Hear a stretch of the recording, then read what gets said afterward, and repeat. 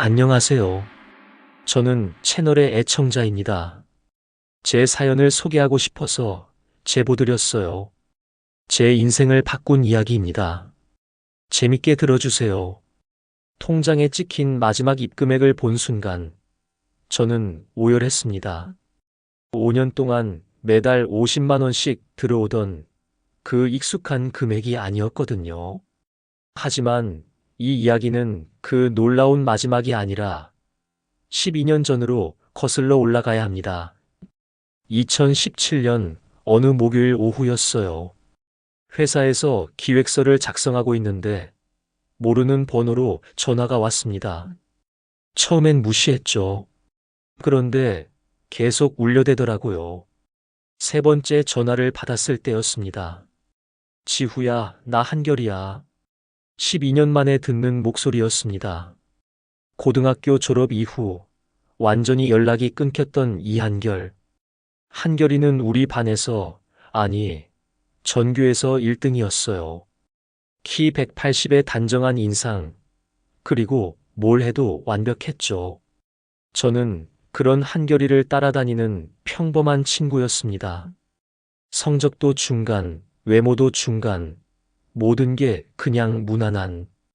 그런데 왜 한결이가 저를 챙겨줬는지는 지금도 모르겠어요. 지후야, 미안한데 만날 수 있을까? 목소리가 평소와 달랐습니다. 예전에 자신감 넘치는 톤이 아니라 뭔가 무거웠어요. 당연하지. 어디서 만날까? 저는 망설임 없이 대답했습니다. 약속 장소는 강남의 한 조용한 카페였어요. 도착해서 보니 한결이는 이미 와 있었습니다. 12년이 지났지만 금방 알아볼 수 있었죠. 다만 예전보다 많이 수척해져 있었어요. 오랜만이다, 지후야. 어색한 인사를 나누고 앉았습니다. 한참 동안 근황을 물어보며 시간을 보냈어요. 한결이는 대학 졸업 후 중소기업에서 몇 년 일하다가 작년에 사업을 시작했다고 했습니다. 제조업 관련 사업이라고 하더라고요. 그런데 표정이 계속 어두웠어요. 지후야, 사실 급한 일이 생겨서 연락했어. 드디어 본론이 나왔습니다. 동업자가 계약금을 들고 사라졌어. 한결이의 첫 마디였습니다. 처음에는 귀를 의심했어요. 그 완벽했던 한결이에게 이런 일이? 3개월 전에 큰 계약을 따냈는데 선급금으로 받은 돈을 동업자가 들고 도망간 거야. 한결이는 차분히 설명했습니다. 하지만 손이 미세하게 떨리고 있었어요. 얼마나 큰 금액인데? 4천만 원이야. 제가 1년 동안 모은 돈과 비슷한 액수였습니다. 지후야, 미안하지만 돈을 좀 빌려줄 수 있을까? 한결이가 고개를 숙였습니다. 그 자존심 강했던 한결이가 말이에요. 저는 순간 당황했습니다. 4천만 원이라는 금액도 금액이지만 12년 만에 연락해서 돈을 빌려달라니 평소였다면 거절했을 거예요. 하지만 한결이의 표정을 보니 마음이 아팠습니다. 그리고 뭔가 이상한 확신이 들었어요. 이 사람은 거짓말을 할 사람이 아니라는. 증거를 보여줄게. 한결이가 가방에서 서류 뭉치를 꺼냈습니다. 거래처 명단, 계약서 사본, 그리고 변호사 사무실 접수증까지. 지금 법적 절차도 밟고 있어. 하지만 시간이 없어. 모든 게 구체적이고 현실적이었어요. 그때 한결이 손목을 올렸는데 거기 낡은 시계가 보였습니다. 고등학교 3학년 때 제가 생일 선물로 준 시계였어요. 12년이 지났는데도 아직 차고 있다니. 그 순간 결심이 섰습니다. 며칠 안에 답 줄게. 집에 돌아와서 밤새 고민했어요. 약혼자 수진이와도 상의했죠. 수진이는 반대했습니다. 12년 만에 연락해서 돈 빌려달라는 게 말이 돼? 하지만 저는 한결이를 믿기로 했습니다. 다음 날 한결이에게 전화했어요. 빌려줄게. 대신 조건이 있어. 뭐든지 말해봐. 매달 상황 보고하고 가능한 선에서 조금씩이라도 갚아줘. 고마워, 지후야. 정말 고마워. 한결이의 목소리에 떨림이 섞여 있었습니다. 그렇게 저는 인생에서 가장 큰 결정을 내렸습니다. 4천만 원. 제 통장 잔고의 거의 전부였어요. 하지만 그때는 몰랐죠. 이 돈이 단순한 대출이 아니라 우리 두 사람의 인생을 완전히 바꿀 거라는 걸. 그리고 5년 후 그 통장에서 보게 될 숫자가 제 모든 예상을 뛰어넘을 거라는 것도. 첫 번째 입금은 일주일 후였습니다. 정확히 50만 원. 그때만 해도 이게 시작에 불과하다는 걸 몰랐어요. 앞으로 5년 동안 매달 이어질 숫자였고 그 안에 숨겨진 진실이 있다는 것도. 과연 한결이는 약속을 지킬 수 있을까요? 그리고 그 마지막 통장에 적힌 숫자는 정말 무엇이었을까요?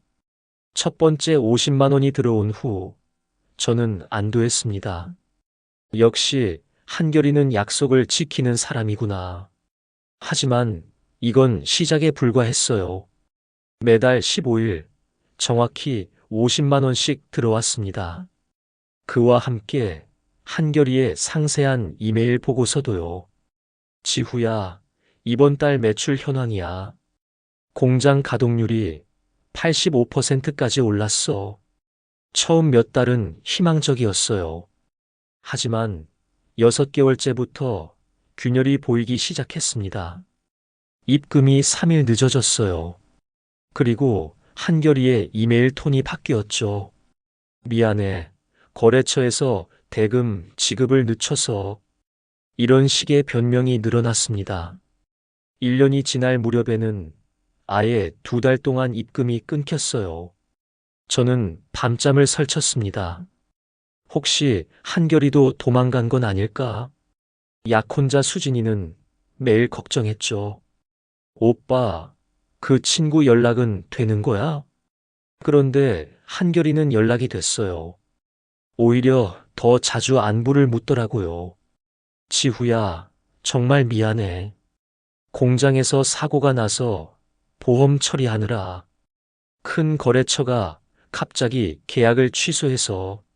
매번 구체적인 이유가 있었습니다. 그리고 이상한 표현을 자주 썼어요. 흰 봉투 때문에 일이 복잡해졌어. 처음엔 뭔 소리인지 몰랐습니다. 흰 봉투가 뭐야? 아, 그냥 중요한 서류들 말이야. 한결이는 얼버무렸어요. 3년째부터는 패턴이 생겼습니다. 2~3달 정상 입금, 그 다음 한 달 연체. 그럼 한결이가 연락해서 상황을 설명하고요. 이번엔 정말 마지막이야, 지후야. 하지만 또 비슷한 일이 반복됐죠. 수진이는 점점 화가 났어요. 오빠는 너무 순진해. 그 친구가 오빠를 이용하는 거야. 맞는 말이었습니다. 객관적으로 보면 저는 호구였죠. 하지만 뭔가 놓칠 수 없는 게 있었어요. 4년째 되던 해, 한결이가 갑자기 찾아왔습니다. 카페가 아니라 제 집 근처로요. 지후야, 미안해. 정말 미안해. 한결이는 계속 고개를 숙였습니다. 그때 보니 손목 시계가 조금 이상했어요. 시계 유리에 금이 가 있었거든요. 시계 어떻게 된 거야? 아, 이거 작업하다가 부딪혔어. 한결이는 시계를 만지작거렸습니다. 고등학교 때 제가 용돈 모아서 사준 시계였는데 12년 동안 차고 다녔다는 게 신기했어요. 지후야, 이제 정말 마지막 고비야. 한결이의 목소리에 절박함이 묻어났습니다. 올해 안에 모든 걸 정리할게. 약속해. 알겠어, 믿는다. 저는 그렇게 대답했지만 솔직히 확신은 없었어요. 그해 말, 정말 특별한 일이 일어났습니다. 12월 보너스로 200만 원이 들어온 거예요. 한결이의 메시지가 왔죠. 올해 마지막 정산이야. 고마워, 지후야. 잠깐 희망을 가졌습니다. 하지만 새해가 되니 다시 원래대로 돌아갔어요. 50만 원씩 가끔 연체되면서 5년째 접어들면서 저도 지쳤습니다.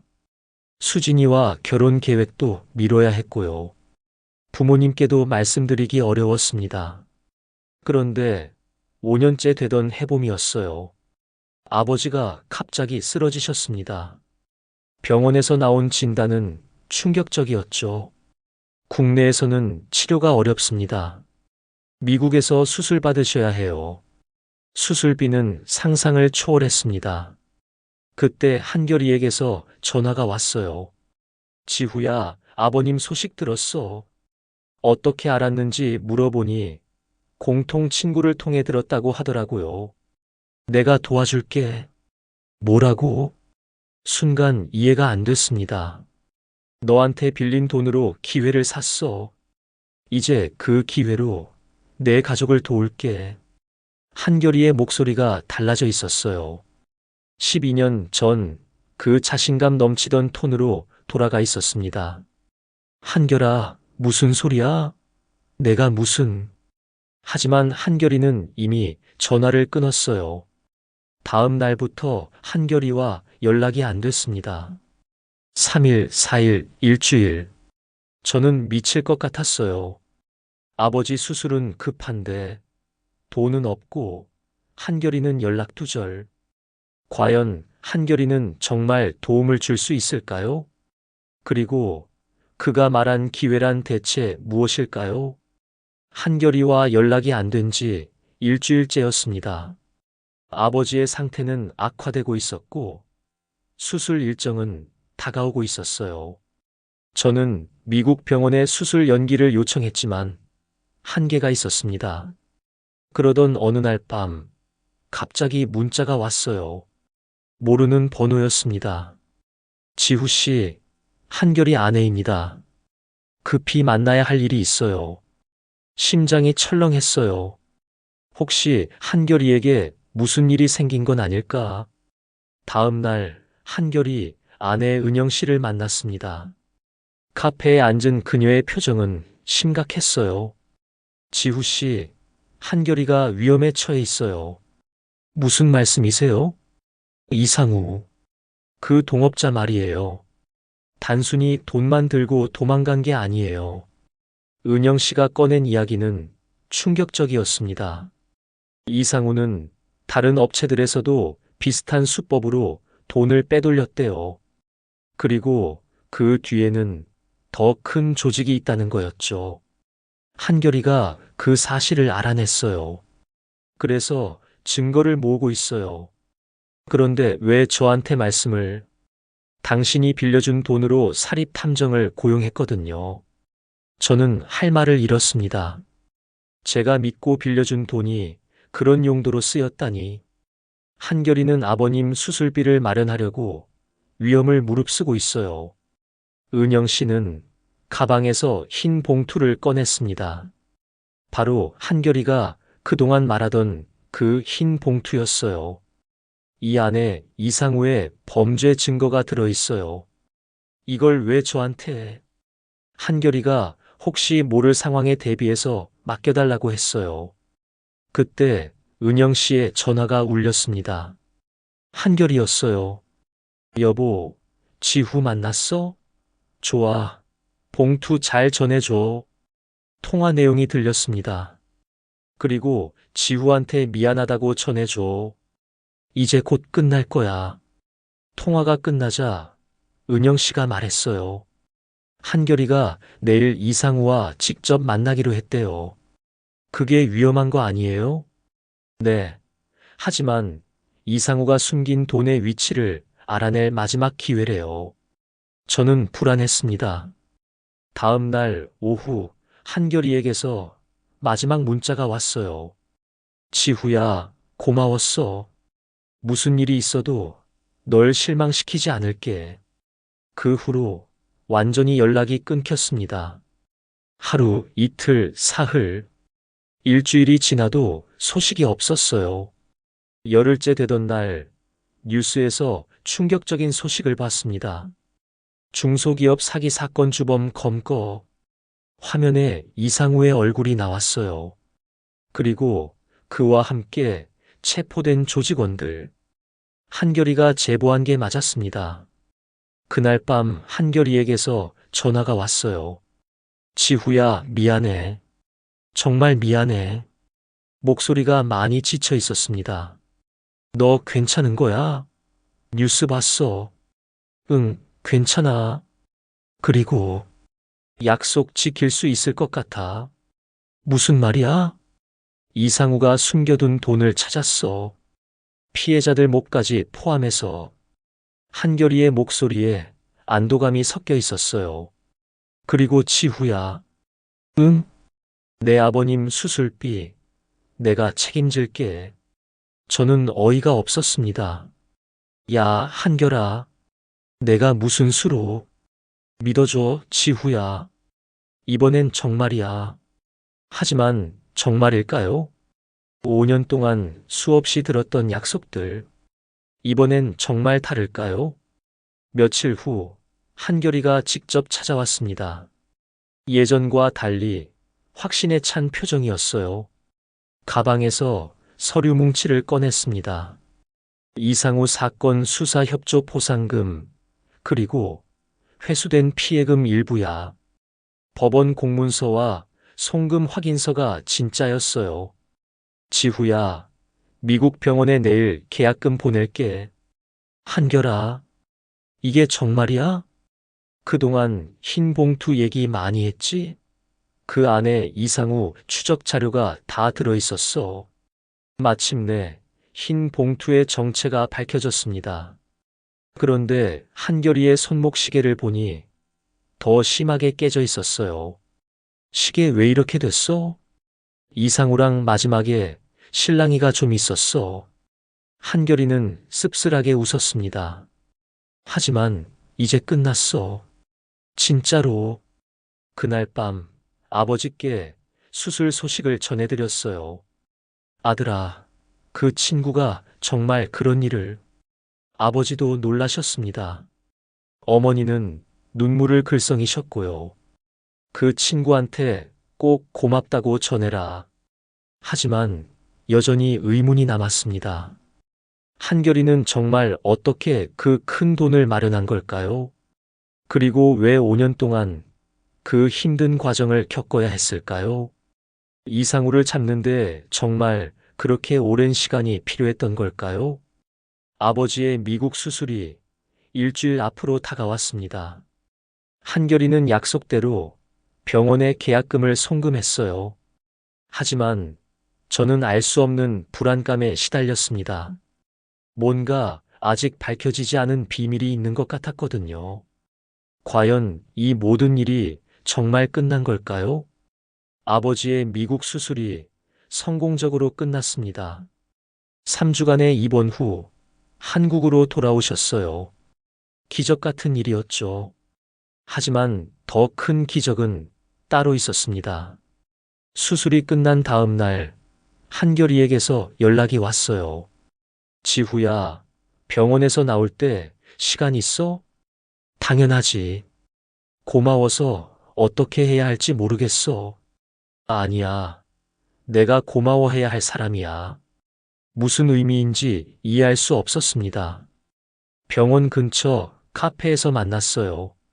한결이는 예전과 완전히 달라져 있었습니다. 수척했던 모습은 사라지고 자신감이 되돌아와 있었어요.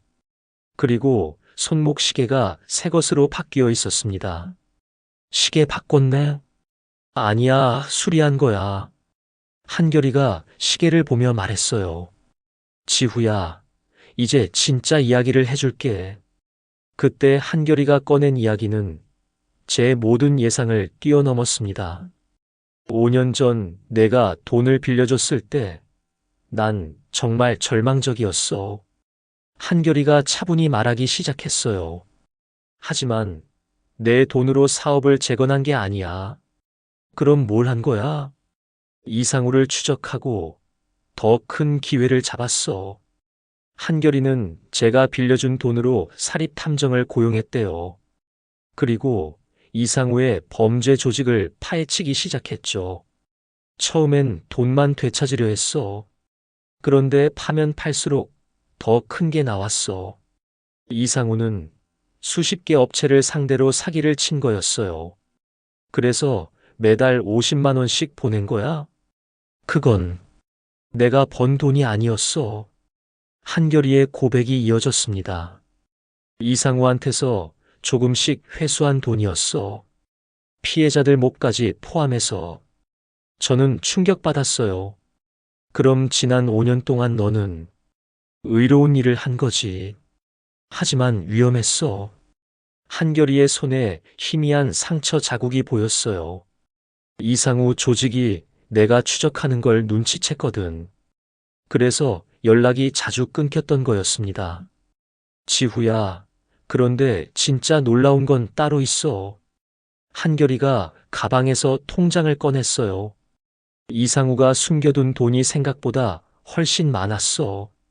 통장 잔액을 보고 저는 눈을 의심했습니다. 12억 원이었거든요. 이게 다 뭐야? 이상우가 5년간 사기친 총액이야. 거의 다 회수했어. 한결이의 설명은 계속됐어요. 법원에서 피해자들에게 배상하고 포상금도 받았어. 그럼 이 돈은 우리가 나눠 가져야 할 몫이야. 저는 거절했습니다. 한결아, 난 그냥 친구 도운 거야. 이런 돈은 지후야, 내가 없었으면 불가능했어. 한결이가 진지하게 말했어요. 내 믿음이 나한테 용기를 줬고 그 용기로 이 일을 해낸 거야. 그리고 지후야, 사실 하나 더 고백할 게 있어. 한결이의 표정이 조금 어두워졌어요. 고등학교 때부터 내가 너한테 고마웠어. 뭐가? 너만 날 진짜 친구로 봐줬거든. 다른 애들은 1등이라 좋아했지만 넌 그냥 한결이라고 불러줬어. 그때의 기억이 새록새록 떠올랐어요. 정말 저는 성적이나 순위에 관심 없이 한결이를 대했었거든요. 그래서 12년 후에도 너한테 연락한 거야. 한결이가 시계를 만지작거렸어요. 이 시계 12년 동안 한 번도 안 빼고 찼어. 왜? 내가 준 건 시계가 아니라 믿음이었거든. 순간 가슴이 뭉클해졌습니다. 아버님 수술비는 내 몫에서 낼게. 한결아, 그럴 필요 없어. 있어. 내가 나를 믿어줬으니까. 한결이는 단호했습니다. 그리고 지후야, 내 돈도 이제 다 갚을 수 있어. 그때까지도 저는 믿어지지 않았어요. 정말 5년간의 악몽이 끝나는 건지, 그리고 한결이가 진짜 이 모든 걸 해낸 건지. 지후야, 내일 은행 가자. 마지막 정산하러. 집에 돌아와서 수진이에게 모든 걸 털어놨어요. 정말이야? 한결이 오빠가. 수진이도 믿어지지 않아 했죠. 그럼 이제 우리 결혼 계획도. 응, 이제 걱정 없어. 그날 밤 잠들기 전 문득 생각했어요. 12년 전 고등학교 때 한결이에게 쓴 편지가 있었는데, 너는 1등이라서가 아니라 좋은 친구라서 소중해. 그런 내용이었던 것 같아요. 혹시 한결이가 그걸 기억하고 있을까? 다음 날 은행에서 만날 한결이. 그가 건넬 통장에는 과연 무엇이 적혀 있을까요? 그리고 이 모든 일의 진짜 의미는 무엇일까요? 마지막 순간에 밝혀질 진실이 기다리고 있었습니다. 은행 앞에서 한결이를 기다리는 동안 가슴이 두근거렸어요. 정말 5년간의 긴 여정이 끝나는 걸까요? 한결이가 나타났을 때 손에는 두꺼운 봉투가 들려 있었습니다. 지후야, 들어가자. 은행 상담실에 앉은 한결이가 통장을 꺼냈어요. 새 통장이었습니다. 이게 뭐야? 내 돈이야. 원금 4천만 원, 그리고 한결이가 통장을 펼쳤습니다. 잔액을 본 순간 저는 말을 잃었어요. 8천만 원이었습니다. 원금의 2배. 한결아, 이건 너무 많아. 아니야, 이것도 부족해. 지후야, 5년 동안 내가 받은 건 이자가 아니었어. 한결이의 설명이 시작됐어요. 이상우한테서 회수한 돈을 조금씩 나눠준 거였어. 그럼 진짜 이자는? 지금부터야. 한결이가 봉투에서 또 다른 서류를 꺼냈습니다. 이상우 사건 해결 포상금, 그리고 회수 자산 배분 확정서야. 법원 공문서였어요. 제 이름도 적혀 있었습니다. 수사 협조자 김지후라고. 한결아, 나는 아무것도 안 했는데. 내가 한 게 가장 중요했어. 한결이가 제 어깨에 손을 올렸어요. 5년 동안 날 믿어준 것. 그게 없었으면 포기했을 거야. 그때 한결이가 작은 쪽지를 꺼냈습니다. 낡고 누런 종이였어요. 이것도 돌려줘야겠어. 받아보니 고등학교 때 제가 쓴 편지였습니다. 한결아, 너는 1등이라서가 아니라 좋은 친구라서 소중해. 12년 동안 지갑에 넣고 다녔어. 한결이의 목소리가 떨렸어요. 힘들 때마다 이걸 보면서 버텼어. 저는 그 쪽지를 보며 울컥했습니다. 제가 쓴 글자였지만 까맣게 잊고 있었거든요. 지후야, 사실 이상우 사건은 2년 전에 끝났어. 그럼 왜 지금까지? 내 아버님을 위해서였어. 한결이의 폭탄 선언이었습니다. 2년 전부터 내 아버님 건강 상태를 알고 있었어. 어떻게? 은영이가 병원에서 일하거든. 우연히 아버님 차트를 봤어. 한결이는 차분히 설명했어요. 그때부터 미국 수술 준비를 시작한 거야. 저는 충격을 받았습니다. 2년 동안 아버지를 위해 준비했다니. 그래서 매달 50만 원씩 보낸 거야? 응. 내 부담을 줄여주면서 동시에 수술비를 모으려고. 한결이의 세심함에 감탄했어요. 한결아, 그럼 너는 5년 동안 내 돈으로 살았어. 이상우한테서 회수한 내 몫으로. 힘들지 않았어? 힘들었지. 하지만 너를 실망시킬 수는 없었어. 그때 상담 직원이 들어왔어요.